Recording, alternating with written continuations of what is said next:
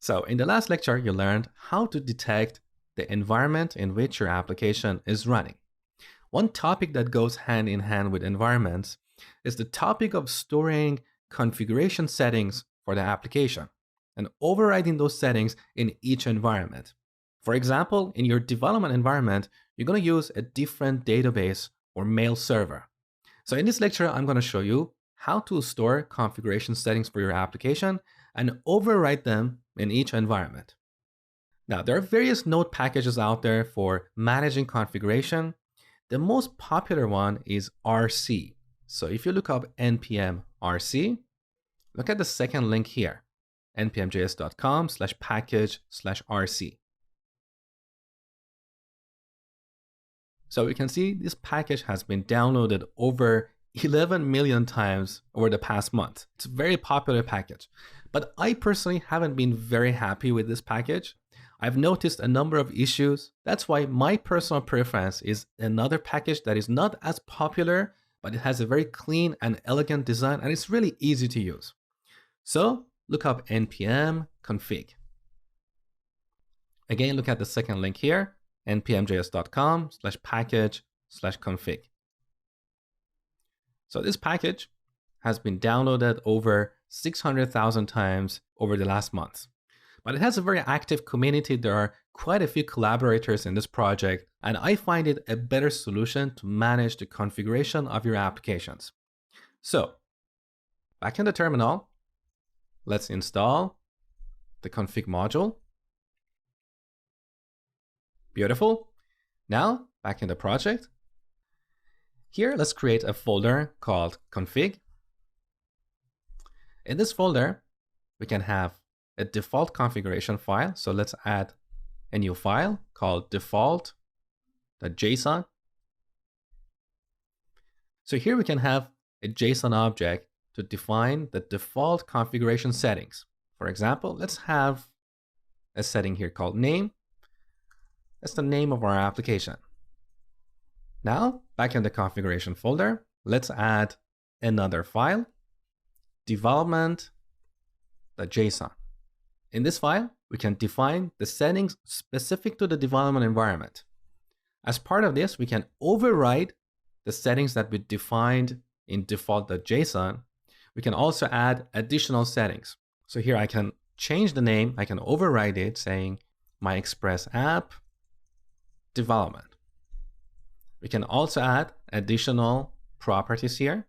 And these properties can also be complex objects. For example, we can have a property called mail, where we store information about our mail server. So here we can have host, and let's set this to development mail server. Similarly, we can create another configuration file called production. So production.json. Now I'm going to go back in development.json, copy all this, paste it in production, and then change the name of the application as well as the address of the mail server. So prod mail server. So with this node package, you can easily see the default configuration as well as the configuration for each environment. It's very clean. It gives you a very clean structure. Now, back in our index.js, on the top, we load the config module and store it in a constant called config. And with this, we can easily get various settings for our application. So let's look at a few examples. Configuration. I'm going to do a console.log application name. Now here we could use a template string. That doesn't really matter. The way we use this config object is like this. So it has a get method. And here as an argument, we specify the name of a configuration property. So name. Now let's duplicate this. The other property I want to display is mail server. For this, we need to access this setting here, host, which is part of mail. The way we do this is using the dot notation, just like accessing properties of an object. So we want to get mail.host.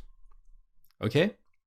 Now back in terminal, I'm going to put this machine in the development environment. So export node_env. We set this to development and then run our application. So you can see application name is set to MyExpressApp development. This setting is coming from our development.json file. Similarly, our mail server is dev mail server. Okay. Now, if we change the environment to production, we're going to see different values. So export node_env. We set this to production and run the application one more time. Look, this time our mail server is prod mail server. So with this node package, you can easily store the configuration settings for your application. However, you should not store the application secrets in these configuration files. For example, you should not store the password of your database or your mail server, because when you check in your source code to a repository, that password or that secret is visible to anyone who has access to that source control repository. In fact, one of the famous financial companies in the US was hacked because someone checked in a password into a source control repository. So the way we deal with these secrets is by storing them in environment variables. Let me show you how that works. So back in terminal, let's define an environment variable for storing the password of a mail server. So export password, we set it to 1234. Now, to prevent this environment variable to clash with another environment variable, it's better to prefix that with the name of our application. Now, in this demo, let's say the name of our application is app. So we add app underline as a prefix.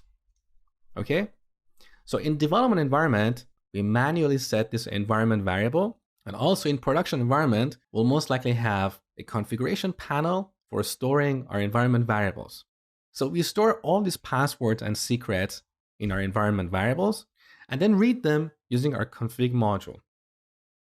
Now back in the project, in the configuration folder, we need to add another file called custom-environment-variables. Make sure to spell it properly. The name of this file is very important. So custom-environment-variables.json. And in this file, we define the mapping of configuration settings to environment variables. So I'm going to go in our development.json file, copy all this into this new file. Now let's say here for the mail property, inside that we're going to have a property called password. Okay, so we want to map this to the environment variable that we created. That was app underline password. Okay. Now we don't need host because we are not going to map this to an environment variable. The value is defined in one of our configuration files. Delete. And for the same reason, we don't need name. So in this file, custom environment variables, we only have the mapping of our configuration settings to environment variables. Now back in index.js, let's duplicate this line and display the password of the mail server. So mail password. And we get that from mail.password property. So this config object looks at various sources to find a value for this configuration. The source can be a configuration file, a JSON file. It can be an environment variable. It can also be a command line argument. For that, you need to look at the documentation yourself. Now, back in terminal, let's run the application. Okay, look, our mail password is 1234, and this was read from an environment variable, not a configuration file. Again, this config package has a lot of useful features, and I leave it up to you to read the documentation and learn more about this package.